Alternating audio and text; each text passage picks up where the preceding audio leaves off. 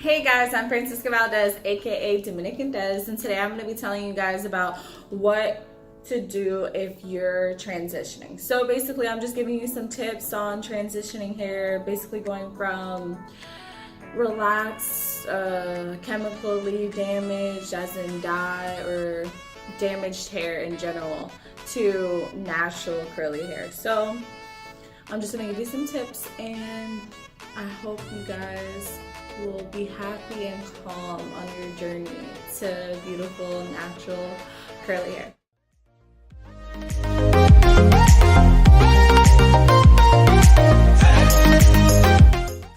So tip number one, and I know this is gonna be hard for a good couple of you girls, but you're gonna have to avoid heat. I would say no heat, but just avoid your straighteners, your blow dryers. If you do end up using a blow dryer, just try to use it on a cool setting at all times. So just avoid the heat, because that is not, you're not gonna grow beautiful, healthy curls if you continuously are damaging it. So tip number two, that is going to be to trim your split ends. I'm not telling you to go get a trim every month or every 6 months. I just need you to look at your ends of your hair and cut off the split ends, because the split ends will keep going up and they'll keep damaging your hair that is growing back nice and healthy. So just find and destroy. Find your split ends. Look for the thin spots where the curl pattern isn't the same or anything like that, and just cut that off. Tip number three, that's gonna be to avoid harmful chemicals. So if you're trying to grow beautiful natural hair, you can't continuously be dyeing it. You can't be using bleach, obviously. And then there's other products that are in most hair products, which is sulfate, silicones, and alcohol. So like Shea Moisture, Diva Curl, and there's plenty of other products that don't have any silicones or sulfates or alcohol. Just look at the back of your product and look at the ingredients, and if it has sulfate, silicones, or alcohol, then you should avoid using those, because they're not going to be good for your hair. Number four, that's going to be that's gonna be to find out your hair. So in order for you to get the best results out of your hair, you need to find what's good for your hair. So that includes finding out your type, like what type curl pattern you have, finding out your porosity, and the best way to do that is to use obviously the internet to figure out what's your hair porosity and what's your curl type. But you also have to experiment within those products. So if you look at, like, I have type 3A, 3B, C, 3B curls. So there's certain products that are recommended to use for that to get the best out of your curls. So, you know, you just go through those and you try them out to see what will work the best for you. And you'll end up finding out what's the best. And keep in mind that you have to switch your products every couple, I would say it depends on your hair, couple weeks, couple months, because your hair gets used to the product. So you need to switch it up so you can get different, you'll get the same results but with different products, because your hair is getting used to the product that you're constantly using. Also, so tip number five is when you're transitioning, half of the time you have really damaged hair, or you have like relaxed hair. So you'll have curls and then you'll have really straight hair.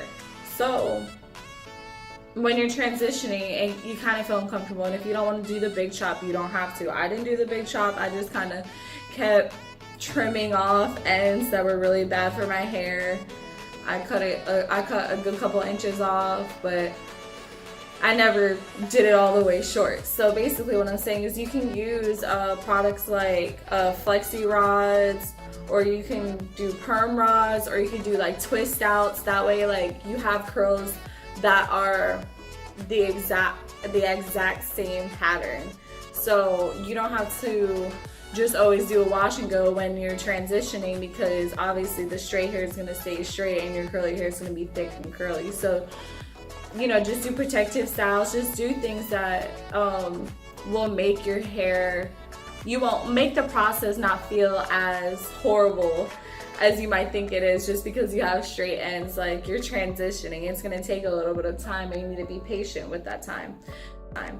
So number 6 is to start small. Like, don't go out and just buy a whole bunch of products because, you know, you think you need all these products. Like, just start small, see what works. You know what I'm saying? So it goes along with tip 4. You need to see what works for your hair. So don't just go crazy. Just start smaller. Like, you'll figure it out. There's products that are not as expensive as you think. Like, Diva Curl might be more expensive, but I feel like Cantune is less expensive. So you just need to see what's good for your hair, because even some of those products aren't good for your exact hair pattern or type. So tip number 7, that is to deep condition once a week. Some people say twice a month, but I deep condition once a week because I am also still transitioning. It's not as bad as it used to be, but I am still transitioning. So I deep condition once a week. So I would advise you to deep condition once a week. Tip number 8, that's gonna be to co-wash. So there, like I was talking about, and tip number 3, there's certain chemicals and ingredients you should avoid. Most hair shampoos have silicones or sulfates. Anyways, which I think is silicones. No, it's sulfates. But anyways, you should avoid those products anyways, those ingredients anyways. So you need to either, one, find a shampoo that doesn't have those ingredients. Shea Moisture, Maui. There's a couple of products that don't have those ingredients. But if you can't find any and you want to avoid those products, just co-wash. And then you should wash your hair with shampoo at least once a month so you can get rid of the buildup on your scalp, because that can prevent growth also. But do not shampoo every single time you wash your hair. Tip number 9. That's gonna be to protect your hair. Your hair is already in a uncomfortable state, okay? So you have curly hair that's going back in and it's more natural, it's thicker, but then you have the damaged hair, either it being straight or it being less curly. You need to keep in mind that if you put your hair in a tight ponytail, it's going to rip off the damaged ends, causing split ends for your natural hair. So you need to be very careful with your hair. So you need to sleep with silk bonnets, you need to sleep with silk pillowcases. You cannot dry with a regular towel. You need either a microfiber towel, microfiber towel, or you need to sleep, you need to dry with a cotton t-shirt.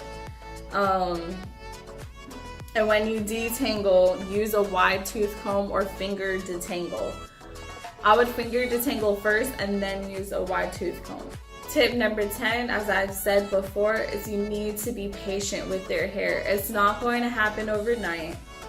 Don't expect it to happen overnight, but enjoy your journey. Enjoy finding out what works best for you. Like I said, it's not gonna happen overnight, and you might feel like it was a bad choice, but it's not. Just love your natural curls, okay? Thank you for watching my video. Don't forget to like, comment, and subscribe, and I'll be here on Friday for another video. I would appreciate you guys if you comment your hair type or anything you would like to try for your transitioning hair. Bye, guys.